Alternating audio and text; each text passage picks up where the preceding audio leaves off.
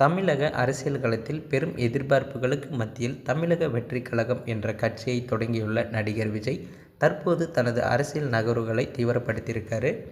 இந்த நிலையில் மறைந்த முன்னாள் முதலமைச்சர் ஜெயலலிதாவின் நம்பிக்கைக்குரிய ஆஸ்தான ஜோதிடராக விளங்கிய ரிக்கி ராதன் பண்டிட் வெற்றிவேல் தற்போது விஜய்க்கு மிக நெருக்கமான ஆலோசகராக மாறியிருப்பது அரசியல் வட்டாரத்தில் பெரும் விவாதத்தை ஏற்படுத்தியிருக்கு. திருப்பூர் மாவட்டத்தைச் சேர்ந்த ராதன் பண்டிட் வெற்றிவேல் 1989ஆம் ஆண்டு முதல் ஜெயலலிதாவுக்கு ஜோதிடம் கணித்து கூறி வந்தவர். ஜெயலலிதா முதலமைச்சராவார் என்றும் பின்னர் அவர் சிறை செல்ல நேரிடும் என்றும் இவர் கணித்த பல விஷயங்கள் அப்படியே பலித்திருக்கு.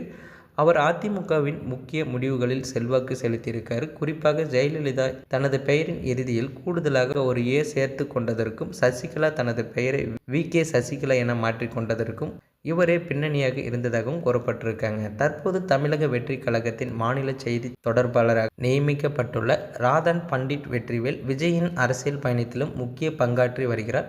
விஜயின் அரசியல் மாநாடுகள் மற்றும் பிரச்சாரங்களுக்கான தேதிகளை குறித்து கொடுப்பது முதல் கட்சி ரீதியான ஆலோசனைகள் வரை இவருடைய பங்களிப்பு இருப்பதாகவும் தெரிகிறது. மேலும் 2026 சட்டமன்ற தேர்தலில் விஜய் முதலமைச்சர் ஆவார் என்று இவர் ஏற்கனவே கணித்து கூறியிருப்பது தமிழக வெற்றிக் கழக தொண்டர்களிடையே உற்சாகத்தை ஏற்படுத்தியிருக்கு.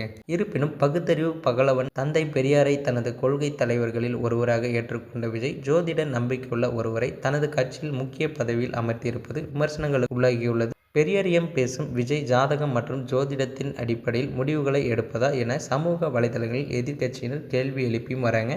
கொள்கை ஒருபுறம் இருந்தாலும் வெற்றியை நோக்கி பயணத்தில் அனுபவம் வாய்ந்த ஆலோசகர்களை விஜய் பயன்படுத்திக் கொள்வதாக ஒரு தரப்பினர் இதனை ஆதரிக்கிறாங்க. மேலும் இது போன்ற வீடியோக்களை உடனுக்குடன் காண நமது சேனலை சப்ஸ்கிரைப் பண்ணுங்கள். இவர் கூறியிருக்கும் வாக்கு பலித்தால் உங்களுக்கு எப்படி இருக்கும்ன்றதை மறக்காமல் கமெண்ட்டில் சொல்லுங்கள்.